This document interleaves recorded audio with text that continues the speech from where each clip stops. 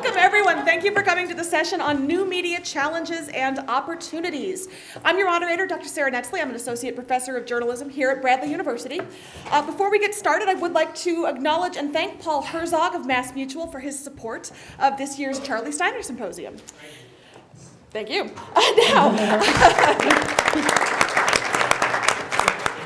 I am delighted to introduce the panelists for this session on new media, starting at my right with Brad Burke. Brad Burke has created media campaigns for companies such as Gatorade, Verizon, and Mars Chocolate, and his work has appeared at virtually every major sporting event, including the Super Bowl, the NBA Finals, the MLB All-Star Game, the WNBA, and the World Cup.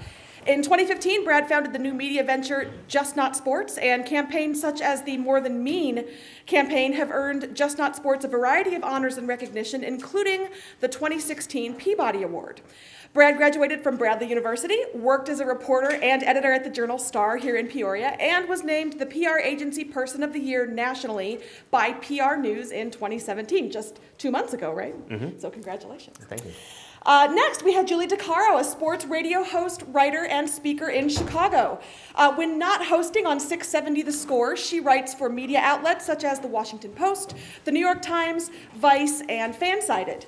A Peabody Award winner for 2016 More Than Mean campaign, Julie frequently speaks to young women about online harassment, empowering women in media, and violence against women. Moving down the line, Emily Kaplan is a national NHL reporter for ESPN. She graduated from Penn State in 2013. While in school, she covered the football team and the Jerry Sandusky sex scandal as an intern for the Philadelphia Inquirer and a stringer for the Associated Press. After graduation, she joined Sports Illustrated as a staff writer, where she mostly wrote for the MMQB, an NFL microsite hosted by Peter King. And finally, we have Megan Gurecki, who graduated from the Charlie Steiner School of Sports Communication in December 2015 with a minor in social media marketing. At Bradley, Megan participated in Braves Vision and the Hollywood Semester, and after graduation, she accepted a job at MLB as an associate social media coordinator. She is now a social media producer for the Big Ten Network, creating content for all 14 Big Ten schools. There, she focused on live tweeting games and creating graphics and GIFs that were showcased on social media throughout the 2016 MLB season. So, if we could welcome all of them, please.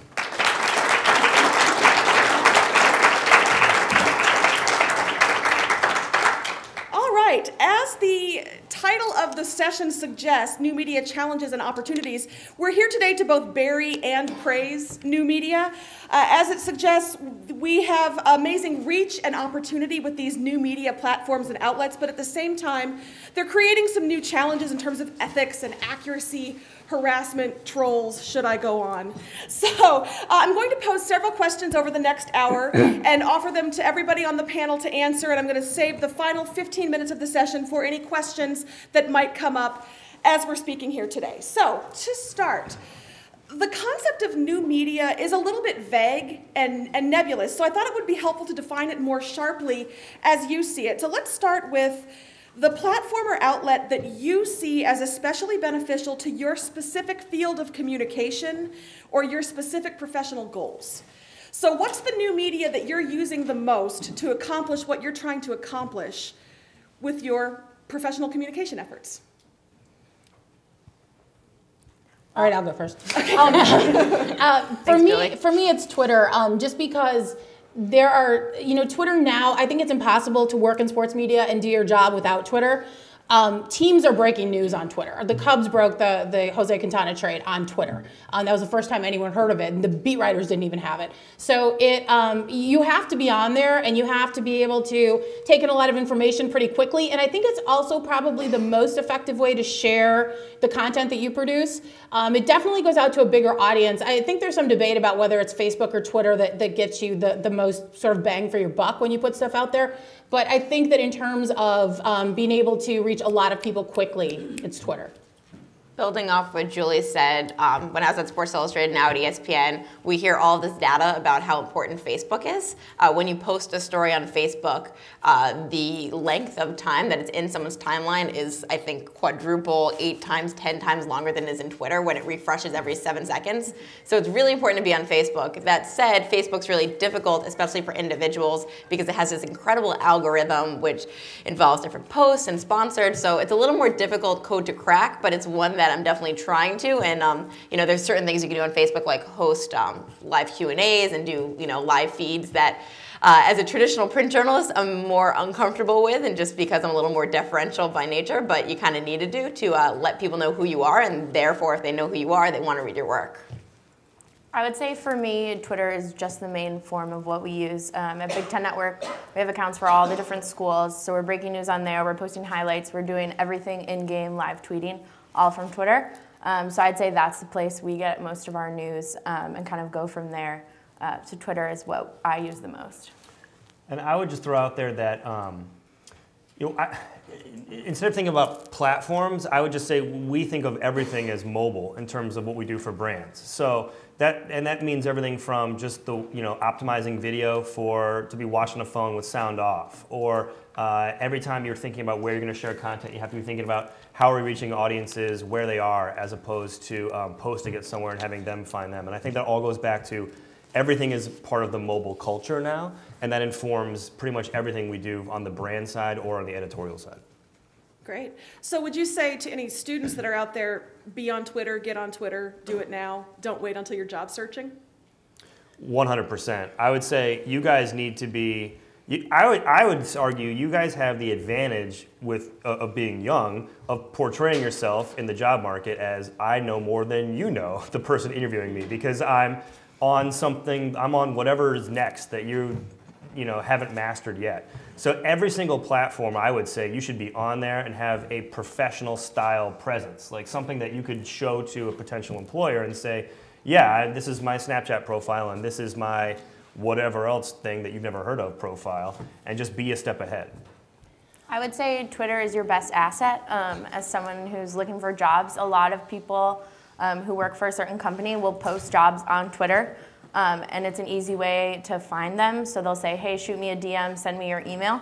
And I think that's a personal connection you can make, and it's someone you know is actually seeing your resume, whereas you're sending it to a big corporation's website and you don't know if your resume is going to be seen. So Twitter is your perfect outlet to kind of get your name out there and have someone see your resume without actually seeing them face to face. So always put your best foot forward on Twitter. Be extremely professional.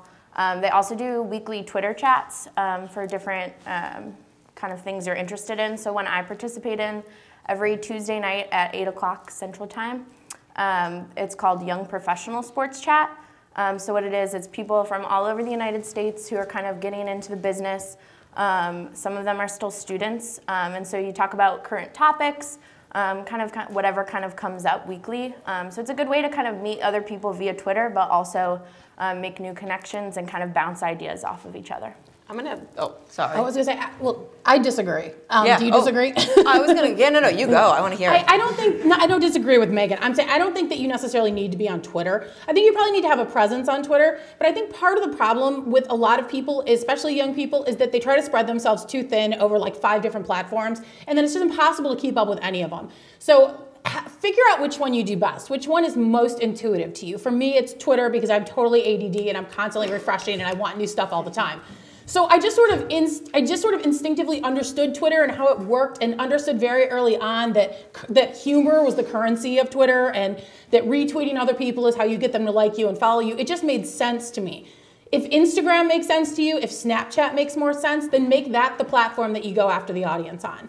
It's got to be the one that makes sense to you, or it's going to be a chore and you're going to hate every minute of it, and you're not going to want to do it, and you're not going to want to keep up with it. And nothing is worse than having like a Facebook account that you haven't posted on for 6 months. So I mean, figure out which one you can do best and make that the one you go after building the audience on. Because there are people who will hire you because of your audience, sight unseen for the most part. So building that audience is really important, but I think it's got to be on the platform that you are most comfortable with and that makes the most sense to you.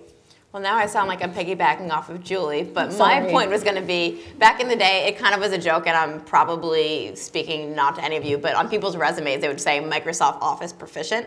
Like, if you put that on your resume now, like, it's a joke, right? Everyone should be able to know how to type into a program that's Microsoft Office. I think saying Twitter proficient now is almost redundant. You should be Twitter proficient. So what my recommendation would be is just to be flexible and to adapt to what's new. And like Julie said, try out different things. Maybe it's having a YouTube channel, and that's where you have your personality. Maybe it's the next Snapchat that's being developed right now. Like, there's so many different media outlets or social media platforms rather, that are developing every day. So try them out. And I think Julie's advice was fantastic, is see what feels comfortable to you, because a YouTube channel does not sound comfortable to me, but for one of you it could be, and that's how you develop, your audience and amplify your voice. So I heard two messages there. One was be professional, it's sort of your informal resume, but the other is have some humor, retweet things, make it connected with the audience. How do you do that? How do you balance professionalism with personality? Megan, can I start with you? Yeah, I think it's a tricky thing, but I feel like your Twitter profile in general is kind of like an interview. So I think it's okay to bring in personality and kind of show your interests, be able to retweet things and favorite things, but it's also important to remember that whatever you favorite, people can see. I think a lot of people forget that. So just be careful. Sometimes you have to mentally like things instead of actually doing it. So I think it's just trying to find a line of like things that are funny, but don't cross that line of being unprofessional or might be seen as being wrong or in the wrong frame of mind. So overall, it's just kind of a trial basis. I think you kind of use your best judgment to kind of figure out what works and what doesn't. But overall, trying to stick to your brand, so to say, I think that kind of works for you. The easiest rule of thumb for me on Twitter is don't say anything or publish anything I wouldn't write in a column or say in a radio appearance or put on TV. I think that's like a basic tenet that everyone should know. But balancing the personality is a little trickier, because I think when I write a lot of articles, I'm being very factual and presenting this is what it is. When I'm on Twitter or when I'm on Facebook or whatever I'm doing a radio appearance, that's them seeing my personality. And if they like me as a personality, they're going to want to come and read my work. Last week, I did something that I was totally foreign to me. I didn't ask me anything on Reddit. Are you guys familiar with that? Yeah. And with that, it was a little more long form, and I could show my personality, and I could tell, and I've heard feedback from people that said, we like that, I had no idea who you were, and now I'm going to read your work. So it is important to do that. At the same time, you have to remember that you are a personality, and it's great to get those retweets and likes, and if you're first on the GIF and you get all the retweets, like congrats, it's awesome. But you also work for a media organization, and you want to have a long career, so don't do anything that would jeopardize that. It's good? Great. Yeah, mic drop. Well, I'm curious, you all have different amounts of experience in the industry, which is my nice way of saying some of you are more recent graduates than others. And I'm curious, in the time that you have been in the field, boy, did I not do that delicately, sorry. In the time that you have all been in the field, how have you seen that relationship change between your fans and your audience and yourself as the communicator or your message? You know, have you seen new media platforms bring about a different way of interacting? And what has that been like? Yes. Next question. I mean, I graduated in 01, so I mean, you talk about just since I left school, just the entire landscape has completely changed. And I think, number one, like the way we, I think having a professional brand now is something that I didn't think about in 2001 that I think and all of you guys will be thinking about from the time you walk into here as a freshman through when you start to enter the job market. So you have a public persona that you have to cultivate. And I think Julie brought up, I mean, you're building an audience. Whether you want to have a show or whether you want to wind up in media or wherever else, you have the potential to have an audience. I mean, I work in PR, but I have a podcast, and that's like an extension of my professional brand, even though none of you listen to it. So I think, I listen. Yeah, thank you. I think I will listen. For me, I think the way we communicate is so much more public, and it is a trickier balance to figure out. what do I allow myself to put out there to be my sense of humor? Where do I draw the lines? What am I comfortable saying and doing? And how is that going to fuel my professional brand? Those are not things that I was thinking about in 2001. We were thinking about, is my resume proofed? I mean, there's totally different Very world. proficient in Microsoft Office. Yeah, right. I was proficient in like brother word processing. So I have no shame. I graduated in '95 from Indiana University, and I had a class literally called the Information Superhighway, and we did not have anything digital. We did it in a textbook. And it was all about like, oh, there's going to be off-ramps of the superhighway. And I mean, we had no concept of what that actually was going to look like because we really hadn't seen it yet. The only thing you could use the internet for back then was checking sports scores and the weather, and that was pretty much it. And you could send email. So I think the biggest difference, I don't know, you have a different relationship with your audience. You're much more intimately connected with them, right? So you have a lot more people at you all the time, which I think is something tough to balance. It can be, from something like harassment, or it can be from something like people just constantly asking you for things. And you've got to figure out where that line is, because I started off on Twitter. Basically, Cubs Twitter is like the greatest Twitter in the world. If any of you guys are on Cubs Twitter, sorry, Susan. It's super fun. And I've been on Cubs Twitter since I got on Twitter in 2009 or 2008 or something like that. So I've always felt like these are just my friends. It's like the biggest sports bar in the world. And then you start to realize that there are a whole lot more people looking at your stuff than just those few friends that you thought you had. And so it opens you up to a lot of criticism and abuse and harassment and things that you didn't necessarily expect. So I think that the thing to keep in mind, that my husband is always trying to like pound this into my head, that when I tweet something out there, I've got almost 40,000 followers, 40,000 people are seeing that. It's not just my little group of 15 people like I always feel like. And so I think that as you're growing your audience, you need to keep in mind that it is getting bigger and that more people are seeing it. And I don't have a very professional Twitter feed. Like I tweet about pretty much whatever, Brad can attest to this, whatever is in my head, I tweet about. I'll tweet, I was tweeting at Robin Roberts about Pitch Perfect 2 last night at like midnight. I do stuff like that. But I think, I think that you don't want your Twitter account to become too sterile and cold and professional. Like you've still got to make it fun. I mean, the whole point of being there is fun. I feel like LinkedIn, the reason it hasn't really caught on or blown up like other stuff is it's just not like a fun place to hang out. And so I think the line that you're constantly walking is between making you someone people want to follow because you're saying interesting things or funny things or you're interacting with your audience, and still keeping it professional enough that if people look at it, no one's going to be like, oh God, So that's the line I think that we walk. I think tweeting at Robin Roberts about Pitch Perfect 2 is why Twitter was invented. It's extremely on brand for me. I thought it was, yeah. Be on brand. Be on brand. Those of you who graduated this decade. I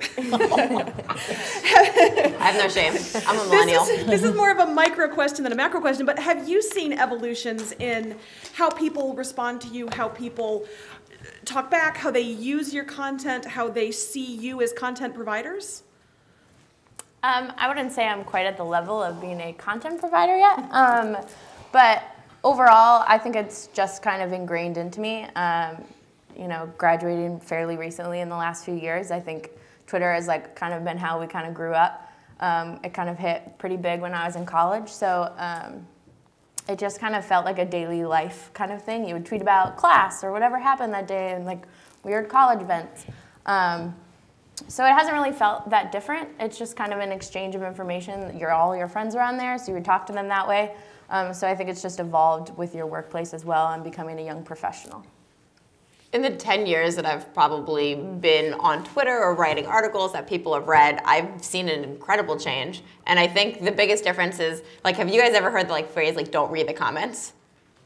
As a young woman who writes about sports, that is my Bible. I don't sorry, can't curse. I don't read the comments though. I just won't read them. Good night, but yeah, sorry about that. It's supposed to be a family-friendly event. Sorry, Charlie. Anyway, I don't read the comments because I don't want to know. People are unhinged. It's a lot of anonymous things, and I'm proud of what I wrote.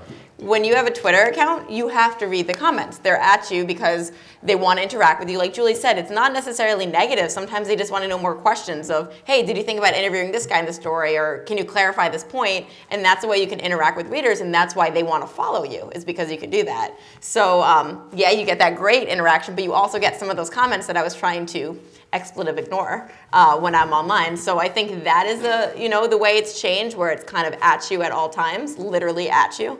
Wow, that's really clever. Yeah. You guys get it? Yeah. You get the joke? So I think it's kind of nonstop, and sometimes you just have to draw a personal line for personal health of being like, you know what, it's Friday night at 5 p.m. I'm shutting it down and like having some personal time away from work. But it's hard. I check my mentions like 17 times a day. That's probably, that's underestimating. Now, you both have mentioned harassment, and that's definitely one of the things I'd like to talk about today. I'm curious, in the audience, how many of you have seen the More Than Mean campaign that Brad and Julie worked on? So I'd say maybe a third. Would one of you like to explain what that's about so we can launch into the next part of the question? Go, Brad. Sure. So, I'm just one of the random guys who gets on Twitter and just kind of goes about my business. And in the process of booking guests for our show, the proposition of our show is we will talk to people, athletes and sports media about one thing that they like that has nothing to do with sports. So the only way to get to know what people like is you stalk them online and figure, oh, they're tweeting about this, I'm going to invite them on. And in the process of doing that, I started to notice, wow, this is not a level playing field in terms of, the women in sports, as you mentioned, are harassed daily, nightly, and it's disgusting and it's terrible. So I got the idea of what if we just sat down with women in sports and had real guys read some of the real tweets to them. We set it up kind of like, all I said to people was, come read mean tweets to some sports writers, and they thought it was going to be like a Kimmel sketch. And for a while, it starts that way. So Julie was in it, and Sarah Spain from ESPN. And then the tweets start to take a really ugly turn, and it's C-word, and it's threats, and it's death threats, and it's threats of sexual assault. And these guys were amazing, and they sat there and they took it. And I think for the guys who were reading, then they hadn't written the tweets, but we asked them to read it. They got their eyes open to, oh my gosh, I never knew this. I didn't realize this existed. Or maybe they understand that harassment happens, but until you just sit down and just sit across from a woman and have to call her the C word, you maybe don't understand the effects of the words. So the entire purpose was just to kind of reinforce, civil people would not do that to these women, face to face. So why should we just tweet that stuff out? I think we've lost track of that these words have power because people think the internet is a game or it's a joke or it's just goofing around. Well, if you're every single night having to read these comments, I can't even imagine what that's like. But I can tell you from talking to women like the rest of our panelists, it's not a joke for them. And I think we should all do a better job trying to flag harassment and decide, is this the internet that we want to have for the rest of our lives, or is it time for our generation, widely speaking, as I'm older here, to change it up? So that was the point of the campaign. Marvelous. Okay. I mean, not Martin. Good video. Bad harassment. And speaking of harassment, with Harvey Weinstein and the Hollywood sexual harassment, assault, abuse allegations that have come out, it feels like more people in society are taking action, taking a stand, actually saying, we're not going to put up with this, we're going to disinvite you to be a member of our club.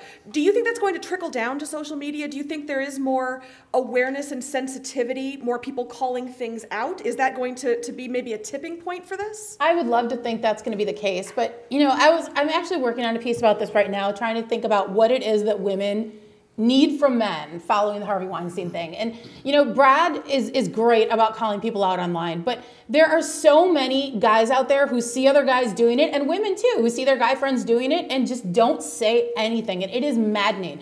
And so when you see guys on radio stations, guys being guests on TV who have pled guilty to aggravated assault twice against their girlfriends, guys who have been in trouble for stalking, guys who've been in trouble for sexual assault or domestic violence, it's all part of the same thing, and we have to care about that stuff. You can't just say, oh, I didn't know about that, I never heard about that. You have to be responsible for who you promote. And that is the message that I really want the media to get. If there is a guy who's been in trouble with the law a bunch of times for being violent against women, you don't just get to say, oh, I didn't know that. Because women always know. Like, if you want to know who's been in trouble with the law, who's been arrested for sexual assault, or who's been accused of stuff, ask the women. Because there were very few allegations that came out during the Harvey Weinstein thing, specifically about actors in general, that women were like shocked by.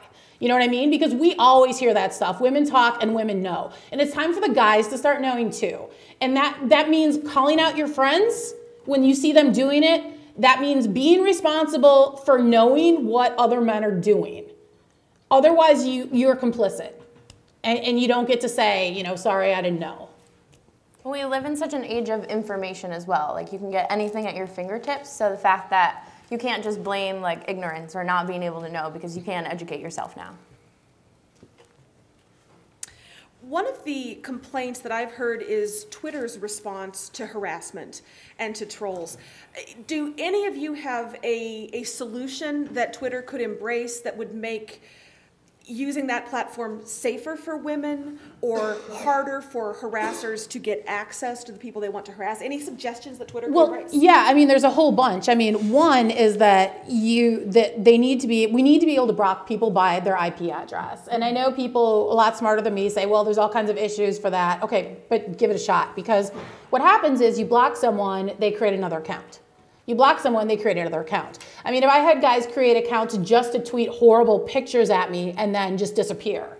And that's a huge problem. The other thing I want to see Twitter do is implement upvoting and downvoting for people. Like, if someone is a troll, you know, and they're just constantly trolling people, let people vote them down, and their tweets cannot be seen again until they get voted up past a certain threshold.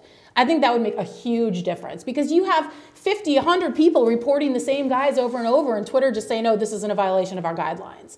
The other issue is that I think we suspect by now that there's an algorithm that decides whether or not someone's account gets suspended, and that cannot work. It has to be a person sitting there, and there has to be a way to get in contact with someone to say, look, I know that these 5 tweets by themselves don't look terrible, but this guy is on me 24 hours a day, every day.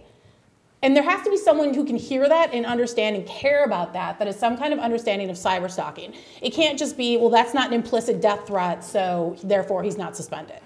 They've got to do a better job than that.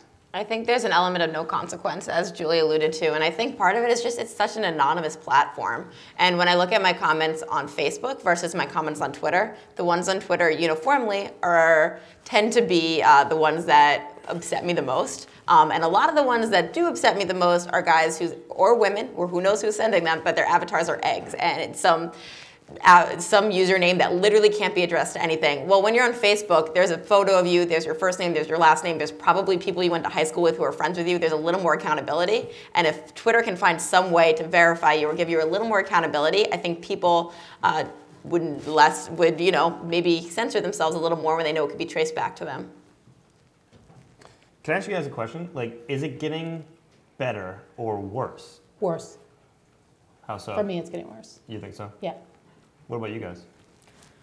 I feel like I'm, again, not quite on that level where people are particularly attacking me, but I do experience like harassment online. And I think it's becoming more and more apparent. People were kind of attacking you in a way that you're not expecting and you don't see it coming. And I think Twitter going to 280 characters isn't going to help that either. No. I think it's just going to make it even worse. So I feel like Twitter's kind of regressing in that sense. I would tend to lean with Julie and say it is getting worse, and I think it's just because our country's so divisive right now, and I think we're just shouting at each other and not listening to each other, and it goes from the political climate, you look at the NFL with the anthem protests, and for me that's the perfect distillation of all of this, where the people who are protesting are saying this is why we're protesting, and the people upset with the people protesting are yelling at them for something they're not protesting for, and they're just shouting and shouting, and there's no solution because people are just not angry and they're so divisive. And I think that trickles into social media where we're just not understanding and we're not empathetic to each other. I think everyone's just angry. And here's the issue with Twitter. So you have a choice, right? You can use all the filters and you can block people and mute people and not see it and not know what's being said. And maybe you stay sane that way. But I mean, I've had legitimate death threats and guys at my building taking pictures of the entrance. I go into work every day, and if I don't let stuff come in, then I don't see that. So it's like you're choosing between your safety and your mental health. Like, do you want to know if someone's stalking you, or would you rather just not see it and hope for the best? And I think that that's the balance. That's the choice that women on Twitter are faced with right now. Oh, yes, go. Oh no, I was just going to say I was shocked, having just seen this more in the last 2 years than I had before. I was shocked with the number of guys I still see talking about, oh, sports is a guys' club, and you don't belong. And I thought that was an antiquated view that had been aged out of, and it has not. And I'm just wondering, like, from your perspective, do you still run into a lot of your followers who just explicitly want to believe that you guys don't belong? Because I feel like that's a shocking attitude to have in this day and age. Brent, that was the exact question I was going to Oh, sorry. I'm not trying to. No, that was great. It's a question I often get about athletes that I cover. I used to cover football, now I cover hockey, and my answer is always the same. It's that women have been in the locker room since the 1970s, right? That's how long they've been covering sports. So many of the athletes and coaches I cover now have been used to this. They've had women covering them since they were like 12 or 13 years old, if they're those kind of elite athletes. So for the most part, they're understanding, and they get my function as a journalist, and they're not sexist. That said, there's a few bad eggs in every situation, and those bad eggs say things that make you feel really uneasy and make you question, what am I even doing? If they're not respecting what I'm doing, how can I respect them? I think that goes to social media as well, where I think the majority of people in this world, I like to believe, are good human beings who understand that women or men are both human beings, and we're kind and understanding. And I sound like I'm like reading a Barney episode or something, but it's serious. Like, I think the majority of people are that. That said, there are bad eggs, and for whatever reason, those bad eggs feel like they need to speak out, and those are the voices that we hear the loudest. I mean, I think there's still a lot of issues, like most of the places I've worked so far, I'm like one of 4 women, or the only woman in like a social media department. So I think these are problems that are still happening. Luckily, I've worked with some pretty great men, and they've been very helpful in all of this. However, it's still intimidating going into a room full of men and kind of standing your ground, and you kind of have to find a balance between like not coming off as harsh, but also standing your ground and kind of showing that you're meant to be here. So I think that's the hardest balance, and I still think there's a long way we can go. When I first started here at Bradley, my first 2 years of sports communication, I was like one of the only women in sports communication, but I'm happy to see that it's changed now, and there's a lot more women getting involved. I think it's just being able to show women that they can be in this field, and they deserve a place to be here and a place at the table. So I think we're kind of getting to that point now, but that extra push is kind of what we need. What can we do to keep encouraging that? What can we do to keep encouraging women in sports departments, in the newsroom, in that arena, in the jobs that you're doing? What can we do? I'm the only woman, not only at my station, I think still the only woman on sports talk radio in Chicago. Radio tends to lag behind, I feel like, every other industry. For what reason, I don't know. I always say diversity isn't something that falls into your lap. You have to go out and cultivate it. And I think just saying, well, no women applied, so we couldn't hire any women is not an excuse anymore. Or say, we don't have any people of color working here because none applied. Or, we just hire the best person regardless of who they are. I think that you have to go out and find people. Especially in sports, which is such a diverse fan base, and women make up somewhere between 40 and 50% of every major sports fan base now. There is zero reason that sports media doesn't reflect the fan base. And it's a real problem. And I think that companies are going to have to make it a priority, and it's going to have to come from the fans saying, why is there a panel of 5 guys sitting around talking about Peyton Manning's sexual harassment allegations? Like, where are the women who've actually experienced sexual harassment to talk about this and weigh in on this issue? And I think it's going to take fans and people in the industry pushing back on that narrative that it's normal to just see 5 white guys sitting there talking about an issue that affects a wide swath of people. But people are going to have to demand it, or nothing's going to change. It's going to stay the way it is. There's a quote I love, and I wish it was by a great philosopher, someone really smart, but it's by Taylor Swift. And there's a special place in hell for women who are mean to other women. And I think that's part of the problem as well. I think it's mentorship. inherently women can be catty, and I think inherently jobs are so competitive, especially in sports, that you find women who do rise the ranks sometimes aren't kinder to younger Well, I think women. it's because we're socialized to think that we're going to compete against each Right, other. we think But that it's there's not a- like inherent. It's socialization. It's literally a sociology problem where we are trained to believe that there's only a certain number of spots on the top for us. And if I'm up here, that means that I can't make room for Julie as well. So that is part of the problem. Me personally, I know I'm young in the industry. Anytime a college student reaches out, I respond back to them. I try to give them as much advice as I can and make myself as accessible as I can, because that's what some women did for me, and I so appreciate it. So I think it's just cultivating mentorship and making it feel like more of a community can go a long way. And when you're at a job, so when I was at MLB, there were 3 other girls with me. Everyone else, there was probably 20 other men in the social media department. And so we kind of tribed together and made it all work. And so just to have someone in your corner, like these 3 girls had my back whenever anything came up. If there was guys harassing us on Twitter, we would all kind of band together and like fight back. It's just kind of someone you know who's going to have your back, or if you have a bad day at work, they're going to be there for you, and they understand where you're coming from because they're also another female working in sports. Tribed together, I like that. And I'm curious about that, actually, this idea of banding together and speaking up.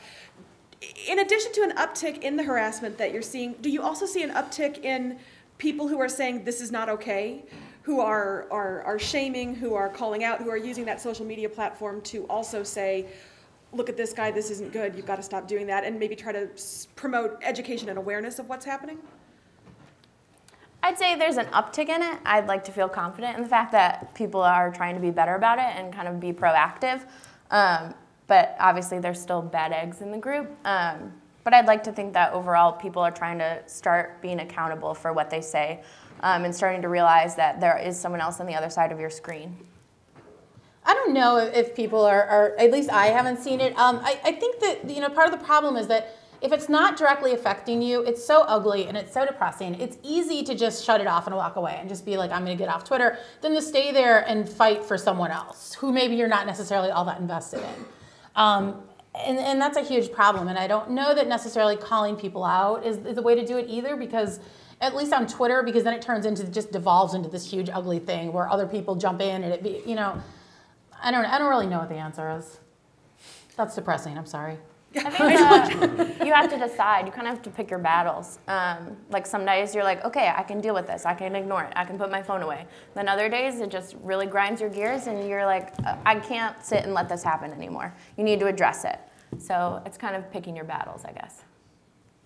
I was going to wait and do Q&A at the end, but do you have something that directly relates? Yeah, that's what I was going to talk about, because being like a woman who wants to go into sports, a lot of people tell me that I should be the next Erin Andrews, just because I have blonde hair and I'm cute or whatever. So how, women are so sexualized in that world, because if you notice, at the stadium, the pregame girl is always blonde and pretty, and, how do you get past that, stereotype to get into, the actual world of sports? So the question is, how do you get past the emphasis on physical attractiveness for women in sports and prove that you can do the job? Yeah. I think a lot of men at this point, or people in general, are trained to think that women are only there to talk about sports and be on the sidelines. That's kind of their closed-minded aspect of things. They're only there to facilitate other men talking, which isn't the case. And I think, Sam Ponder coming up to work for the NFL has really helped that, and she's trying to push the conversation and using her voice and her platform to say, hey, there should be more women at this table. There should be women who are actually talking about things, not just facilitating other men. Here's the thing that I always tell young women when I go speak: ask for what you want. I think that we feel so lucky to have these positions, the few of us that do, that it's like, I'm just happy to be here. And you have to be able to go into a room and be like, I'll be the update anchor, but in 6 months, I want to try hosting my own show, even if it's late night, even if it's nobody listening. You have to be able to see what you want. It can't just be, I want to work in TV. You've got to be able to see your end game, and you've got to know what you want, and you've got to be willing to go in and ask for it. And because that's what guys do. So, I have a friend who works in management, and she's constantly talking about how men come in and they say, this is the salary that I want, and here's all the things I did, and that's why I deserve it. And women come in and say, whatever you think is fine. You know, and it's like goes back to this whole idea of not being pushy, not being bossy. Don't be a know-it-all. Don't be smarter than the guys. They don't like girls who are smarter than the guys. You know, don't be, you know, someone who's always in people's face and always asking for stuff and always whining. You have to get rid of that narrative, and you have to figure out what it is you want, and you have to be willing to go in and tell people, this is what I want and this is why I deserve it. From the guy's point of view here, like on the branded side, I do a lot of sports programs, PR programs, and we were doing something in New York with a couple of Giants players, and one of my bosses, executive vice president at this firm who does a lot of sports programs. I said, we should send I don't want to use the name, but a woman in our office to just manage that, and he said to me, "Oh, I don't know. Do you think she'll be able to handle this sports program?" And I was like, "Dude, she played Division I soccer, and she's run sports programs here for 5 years. Why are you asking me this?" And the answer is because he's got these kind of ancient, holdover sexist sort of views of who should be running programs. And I think the key there is you have to speak up. You can't just be like, "Oh, okay, yeah, we'll send, Billy." It's no, advocate and say, that's not the way it needs to be, and you didn't even need to ask me that question. Like, you shouldn't be thinking like that. So I think from a guy's perspective, when you see that stuff, and this kind of goes back to your question, like, speak up, like, advocate. I'm not saying we can fix all the problems, but like I think those of us who do not hold those kind of outdated views can do a better job of making sure that more progressive, open-minded attitudes are at least considered, if not embraced, wholesale. Do certain social media or new media platforms help minimize that emphasis on female appearance? Do you think because it is just your... Oh, okay. I can't think of any. Sorry to interrupt. No, that is a great way to answer that. I just wondered if because it's your words, if that makes a difference, but I think when trolls go to criticize you, the number one thing they go after is your appearance, no matter what. I mean, and I know people who have gotten jobs in radio because the person doing the hiring thought they were great looking, and they're like, "That guy's great looking, put him on the radio," and it's like, it doesn't, whatever. But I mean, yeah, no, I don't think it ever necessarily goes away in this industry. Even on platforms for all of my written articles in ESPN.com, there's a little photo of my face on it. But even when there's not a photo of my face, people will go and Google what you look like. And I think for whatever reason, maybe we're just a visual society, but that's the first thing people wonder is, okay, she wrote this article, what does she look like? And how can I criticize her for it? Yeah, right, exactly. And I think that's just a ridiculous double standard because it's one of those things where you're like, would you ever say that about a man? Very rarely, I can imagine. I'm going to try to switch to something more positive now. This has been great. This is informative, and it's so fantastic to hear all your experiences, as unfortunate and frustrating and maddening as they are. But let's flip it around for the students in the audience. One of the hallmarks of media in 2017 is freelance and sort of making your own way. So how can you use new media to generate work opportunities for yourself, professional opportunities? I mean, as I spoke on before, I've gotten a lot of opportunities just reaching out to people through Twitter or people posting jobs through Twitter. So I think that's always a great platform. For me, both of my jobs have been freelance. So I think getting into the industry, sports is different than a business major or engineering or things like that. You're not coming out of school always expecting a salary job and everything that comes along with it. I think you need to be willing to work freelance. It's kind of moved over to the entry-level position is a freelance job. So I think that's just something to be more realistic about as you're graduating. There are positives to being a freelance. You get a lot of different opportunities. I got to live in New York for a year and a half, working out there, and then I've come back to the Chicagoland area to work. So you get to experience a lot of different places and work in a lot of different areas, but it's a whole different animal compared to a salaried 9-to-5 kind of job. I'm going to sound like, and I'm going to reveal my age, the oldest 26-year-old ever, but there's so many things on the internet, right? And we're talking about how great it is to build your brand on Twitter and Facebook and Snapchat or whatever.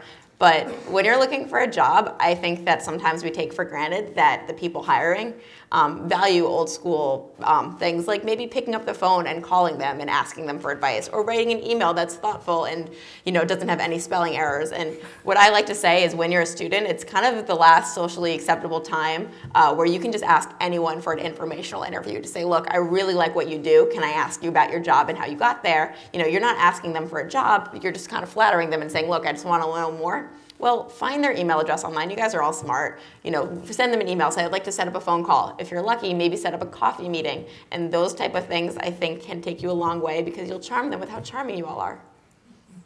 But you're all charming. I would just add, it allows you to create on your own terms. I mean, when I graduated in 2001, you were just applying, if you wanted to work in sports, you were like applying for a handful of newspaper or radio or TV jobs that existed.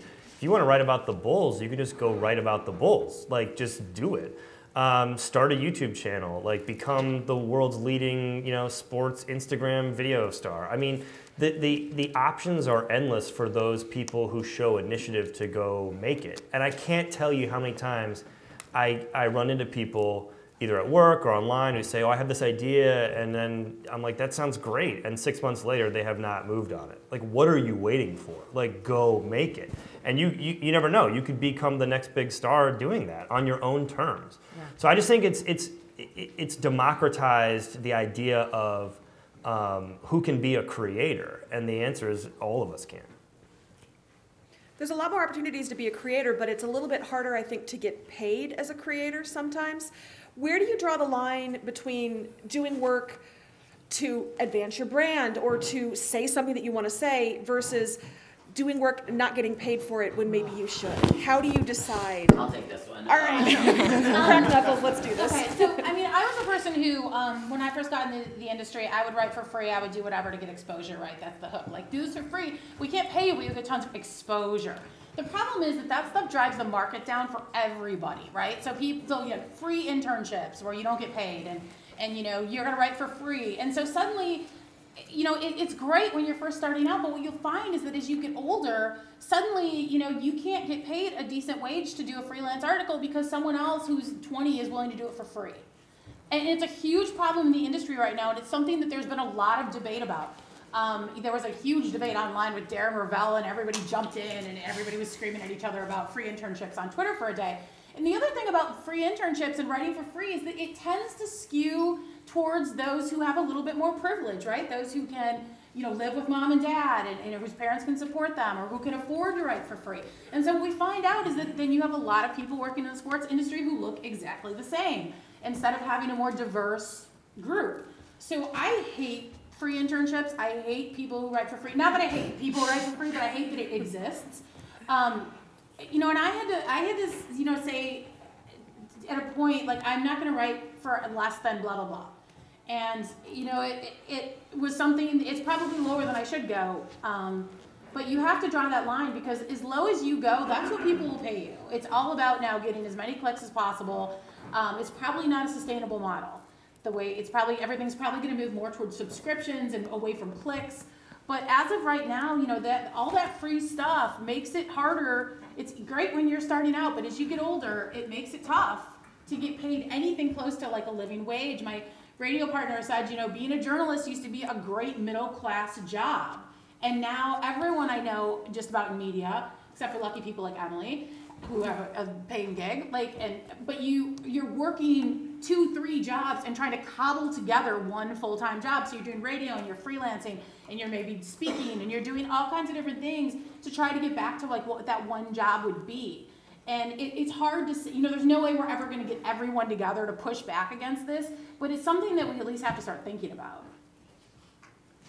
Would you clarify that as a freelancer? Because I don't understand when they're taught the pricing model. So if you're doing a freelance article that somebody's paying you for, who establishes that price? And round numbers, what does that entail in terms of dollars?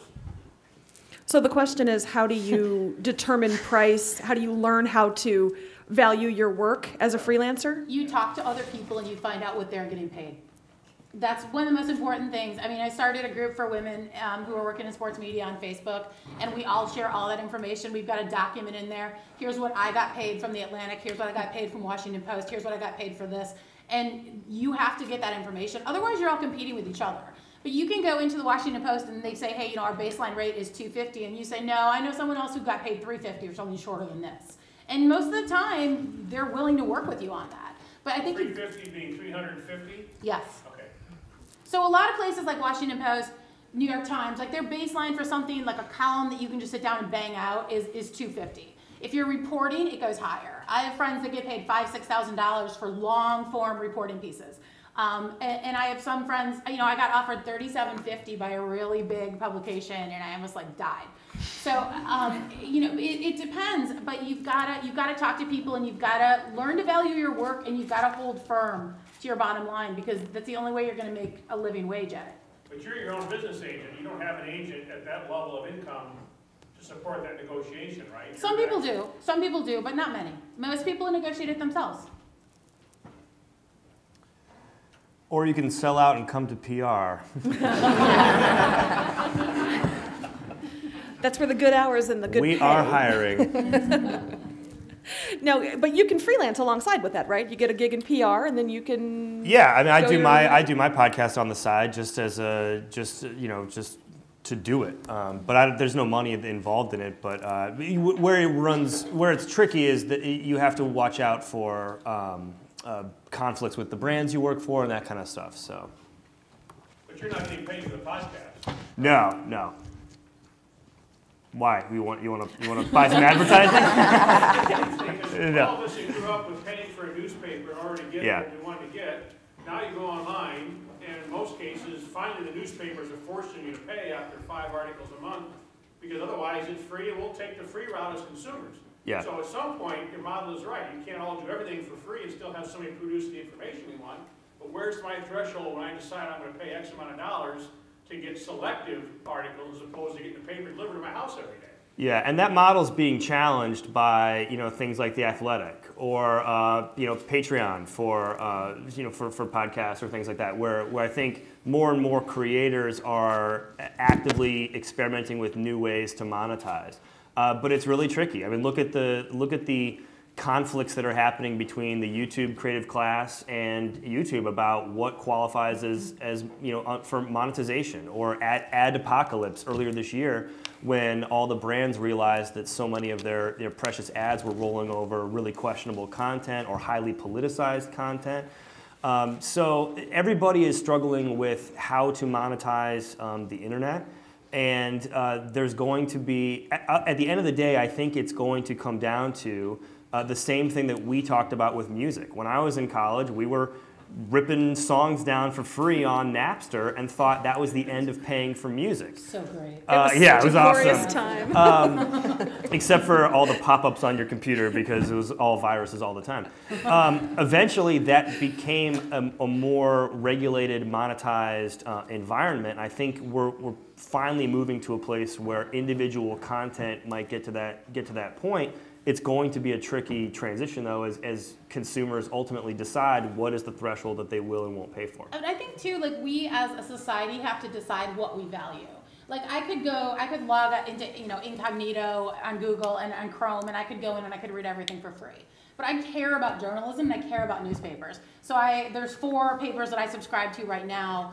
And I think that part of the model is hoping that there are people out there who care and want to support journalism, and it's not just about getting the content, it's about making the industry sustainable for the next generation. And I think some of the newspaper subscriptions and things show that in the last year we've seen a spike, and we have seen more commitment of financial support for news gathering, which has been interesting. I think the pendulum's always swinging. I think the criticism about us as a society right now is that we have no attention span, that we want things that are quick hits, and that's why we weren't reading newspapers and taking the time to sit down and read it. Well, I think our appetite is going to realize that it's not satisfying just to get aggregation or short blurbs of things.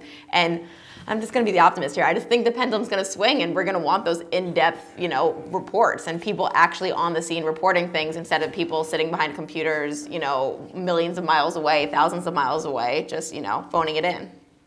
I hope.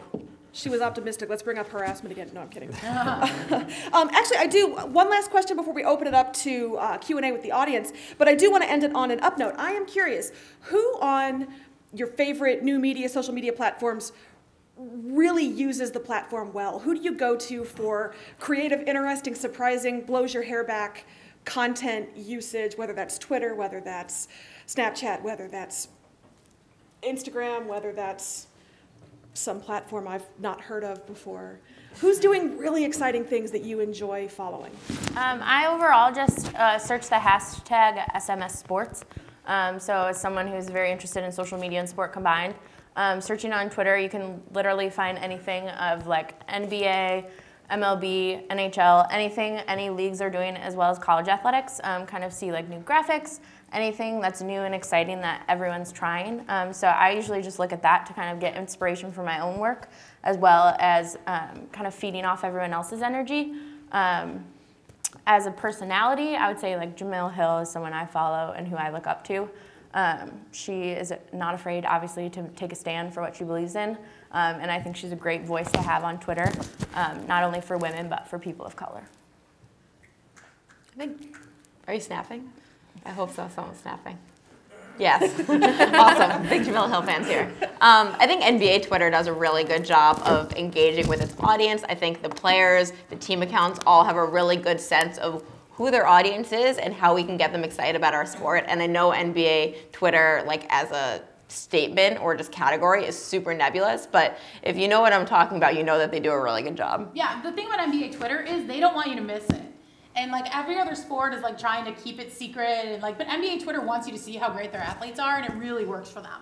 I'll go with the podcast route. Are there any murderinos out here? I love my favorite Stay murder. sexy. Yeah, and it's She's excited. What they've been able to do, if you're a true crime person, you have to be listening to My Favorite Murder. But they've been able to take their show and sell it out everywhere. Like they've done like a worldwide tour of people coming just to sit and watch them do the podcast, because the content is that great. And so there's never been a podcast that I felt like I was as into as I am with this one. I'm like mildly obsessed, and my husband is so annoyed by the whole thing. But to be able to take a podcast and have people pay money around the world to come sit, watch you talk into a microphone, to me is pretty amazing. Going back to NBA Twitter, I think Shea Serrano is one of the most fascinating people on the internet. I think not just because of the really interesting writing and commentary he does around the NBA and around hip hop, but he's used his Twitter army to just champion causes, to raise money for hurricane relief because he lives in Houston, to turn people's unknown authors into bestsellers overnight. I think people using the platform like that are really interesting.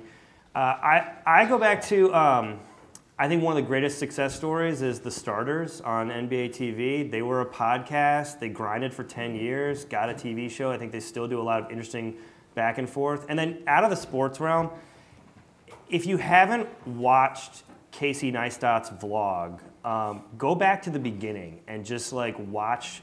Every day he creates an 8 to 12 minute piece of his day, but it looks like, it looks like a movie. And the guy has broken down so many barriers and sort of, I think, changed the way that we think of YouTube as a creative, dynamic force for daily content. You can think whatever you want about Casey Neistat, and sometimes I think he's just kind of in his own world and not worth following, but I think he's someone who makes really, really fascinating content. And if you haven't seen the video where Nike asked him to make an ad about one of their new products, and he took their money and just went around the world and just filmed it, Google that, because it's one of the most exciting commercials I've ever seen. Great. All right, I'll turn it over to you. Who's got questions or the best episode of My Favorite Murder they'd like to discuss? Yes. So how do you think the net neutrality rules, or not necessarily how they exist now, but how they might be impacted in the near future? Obviously, there's been talk about the FCC rolling some of that back. How does that sort of impact the creative people, especially from the freelance side, from the smaller side? Because it might not affect big companies as much as some of those smaller producers, but how do you think that could possibly impact content creators going forward? Okay, the question is, how could possible changes to net neutrality affect not just content creators, but specifically freelancers who don't have the protection of a large corporation behind them, maybe? I mean, potentially there's huge ramifications. It depends on how ultimately, so if you guys aren't familiar, like net neutrality, just kind of, right now, you can access information at the speed that everyone can basically do it at the same speed. We're all on fast Wi-Fi at this point. In the future, you might see a situation where companies are basically buying, the right to feed you information and shoving content that's not monetized down, and in the way that even I think the recent algorithm change on Twitter has, to me, really hampered the site. Like, it's basically just the same blue check marks. Yeah, you're not seeing as wide an array of content anymore, and I think it's ultimately hurt the platform for those of us who just wanted to Betsy, use in case you missed it, by the way, like if you're off Twitter for like a couple hours and then like 5 tweets come up and it's always the same 5 people. Yeah, or you see what they like and it's just a wall of the same people. Or if you're trying to watch a sporting event and you're getting tweets from 4 hours ago mixed in with it just didn't work at all during the World Series. It was really a mess. Yeah, it's a nightmare. So I think ultimately the rich will get richer and the poor will get poorer online, if that's the case. Also, from the brand point of view, I think the role that brands play in content creation is going to become ever more vital. I'm someone who toes the line between both worlds, and we've pitched video work to CBS Sports and other editorial outlets since we made More Than Mean, and I always hear the same thing: great, go get a branded partner and let's do it, because they want someone else to pay for it. So I think it just goes back to the folks with the money will find a way to use the money to their advantage. And I hope net neutrality remains in place, but these days, with deregulation being in vogue like it is now, I wouldn't I wouldn't count on it. Yes. This is more for Megan. So you talked about how you look up to Jamel Hill and how she uses social media, but how hard is it to have people look up to her when her employer penalizes her for how she's using social media? I definitely think it helps that she's like kind of already at a status where she feels comfortable and kind of using her voice. I think it would definitely be harder for someone more at my level to speak openly like that because you don't have a backup job and things like that. But I think overall you respect her so much for being able to do that. And I think she's at the point now where she is probably okay with still speaking her mind and kind of dealing with the repercussions of it. So I guess from there you just kind of have to go with it. But it sounds like I think women are getting to the point now where we're just not taking it anymore. We're starting to step up, especially with how society has been the last year or so. Women are not taking it anymore. They're trying to push forward and push the envelope, and they're getting their voice back. Yes.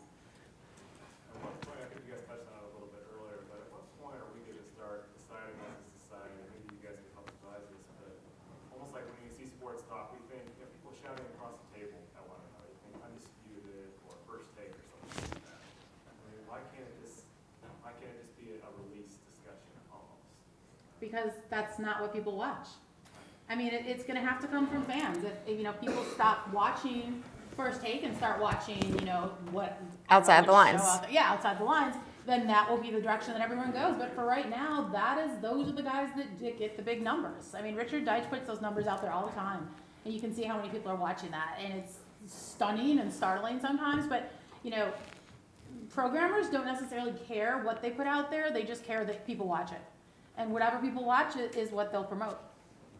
I want to make one push on that, because I don't dispute what you're saying, and we're not turning this into like you and me, Skip and Shannon screaming at each other. Yeah, but let's do it. I think TV networks are looking at the wrong metrics. So yes, like Skip Bayless is on the air, but his ratings are far lower than like Bill Simmons' podcast, and Simmons isn't screaming at anybody. He's got his high school friends talking about sports and joking about it.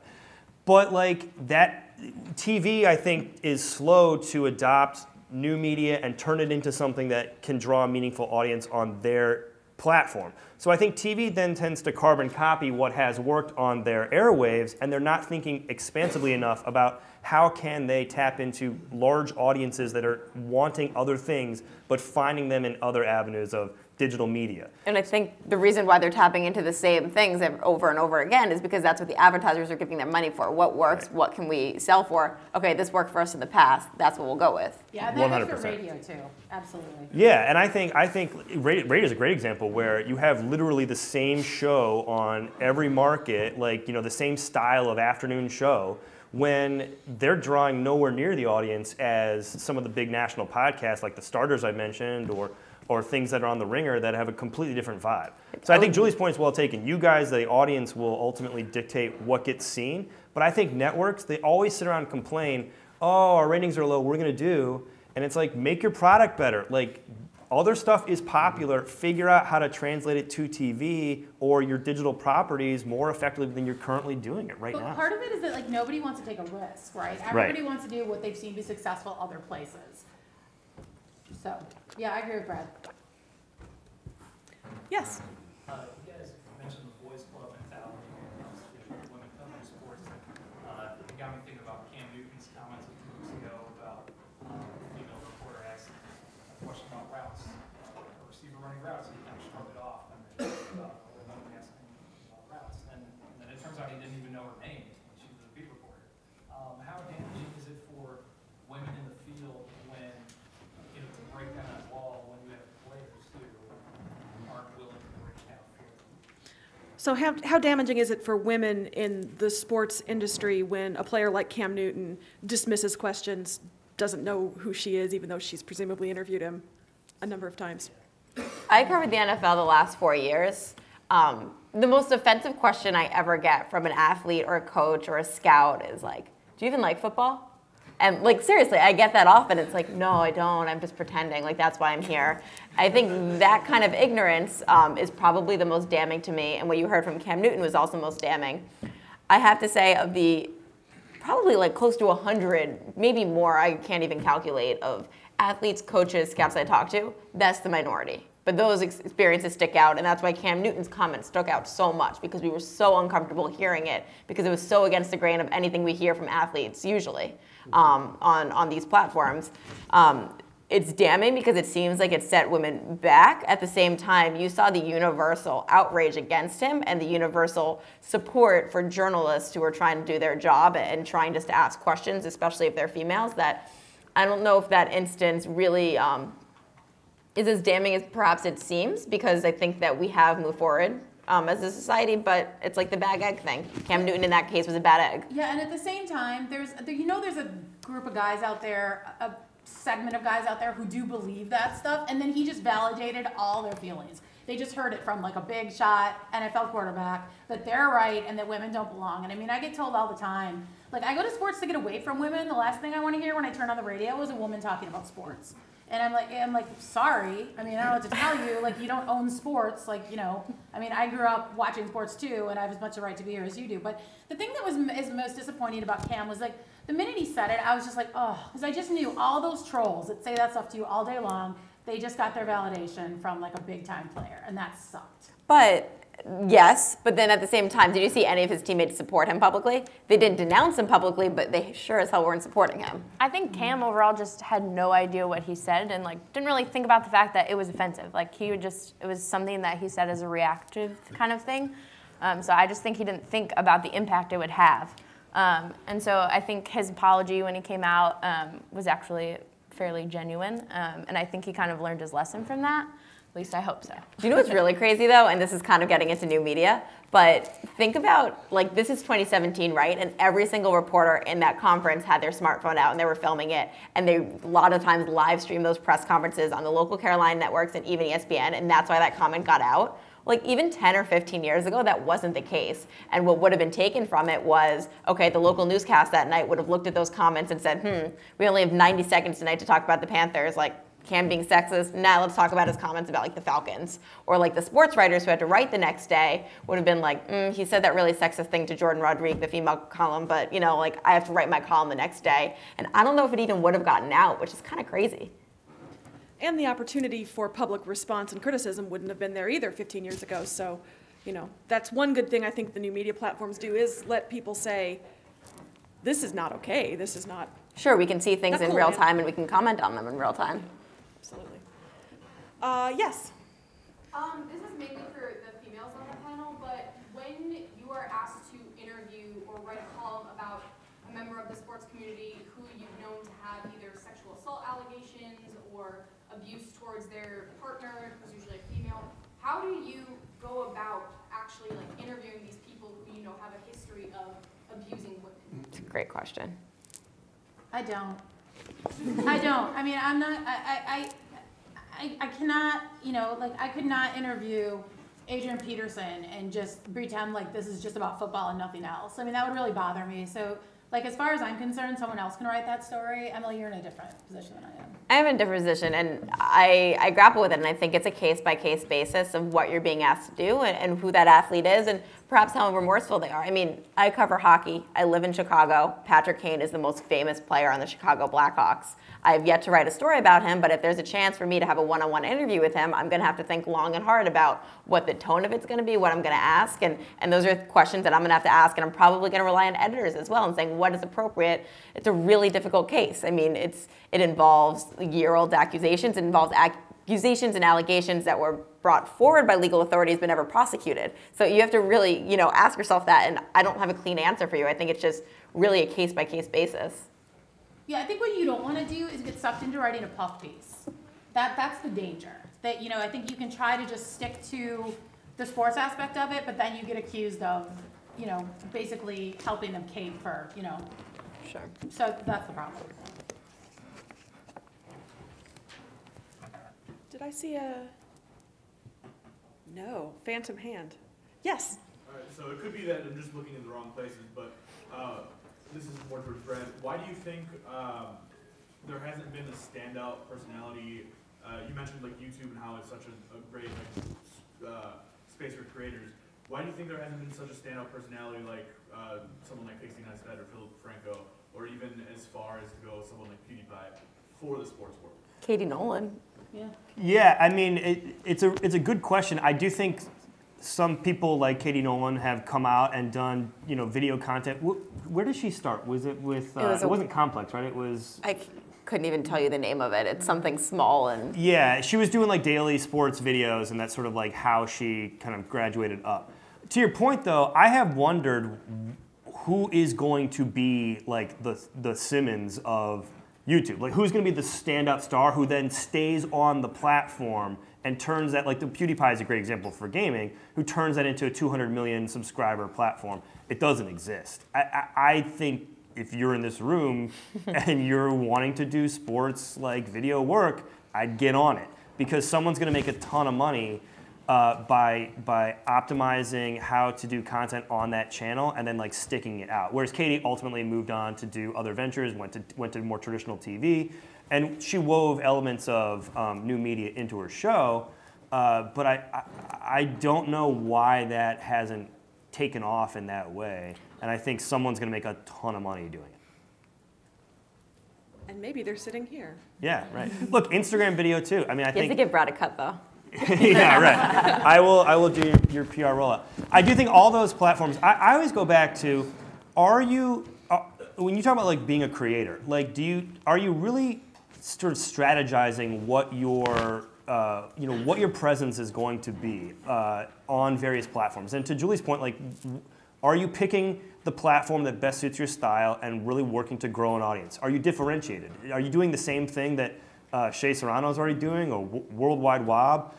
Or are you staking yourself onto a corner that is vacant and allowing yourself to be maybe the first on the block to blow up in a certain way?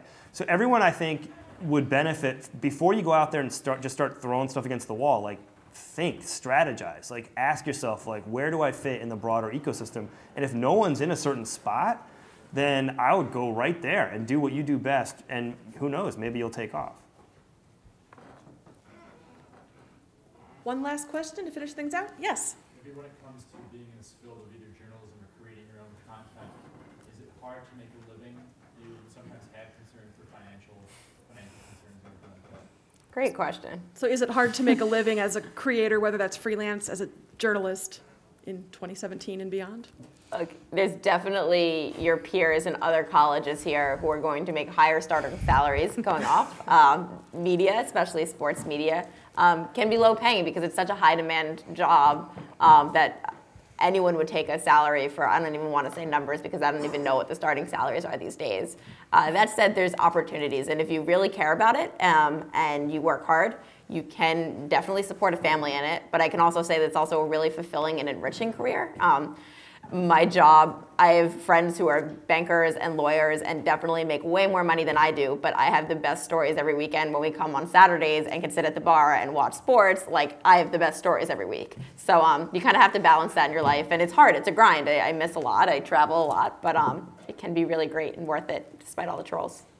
Here's what I would say about that, though. If you're gonna be in the space where, like a lot of us are, where you're cobbling together different jobs, make sure that your audience is really clear about what hat you're wearing at what time, because so many of us are asked to do so many different things. So, like, I'm an update anchor on the radio where I'm a reporter, but then I also host where I'm basically like a commentator, and then I write as a reporter and I write as a columnist. And I think it's really easy for the audience to get confused about who they're listening to. Is it like reporter Julie? Is it commentator Julie? You know, kind of thing. And so I think that as the industry shrinks and everyone's asked to do more, I think that's something that the industry is sort of struggling with, and we're going to have to figure out how to deal with that issue. So Julie, how do you do that? When you tweet it out, do you make it clear this is a column, this is a news story, or do you have... You know, if I'm tweeting something out, if I'm breaking news, I usually say like source, all in caps, and then da-da-da-da-da. I think it can be done with the way that you write it. But at the same time, I mean, I've had people on the air get mad at me and be like, you know, you're doing irresponsible reporting on this, and you're saying this, and then you say that. And I'm like, I'm not reporting at all. I'm hosting a show. I'm just commentating. You know, I'm just commenting on what's happening. And so you can already start to see audiences really struggling with that concept. I think overall you have to know you want to work in sports. It's not always the easiest, and I guess like I've been job hunting a lot in the last 2 years, and so it's always been something that I know is going to be hard. And I have friends who are accountants, and they already have a job, and they haven't graduated yet. So it's just a different kind of disparity. But I also know that I love working in sports, and I wouldn't change it for a day. And so you just got to be really passionate about it at the end of the day. If you can wake up every day, go to work, and know that like you enjoy what you're doing, I think it's worth it. But it's always a grind, and sometimes you have to be really good at budgeting, but overall, I think it's worth it. There's the positive way to end this Q&A. Well done. Well, I hope somebody took really good notes, because I think we have a scorching memo to send to Twitter with our suggestions to get their act together. So if you took those notes, let us know so we can all sign off. Thank you very much to our panel, Brad, Julie, Emily, and Megan.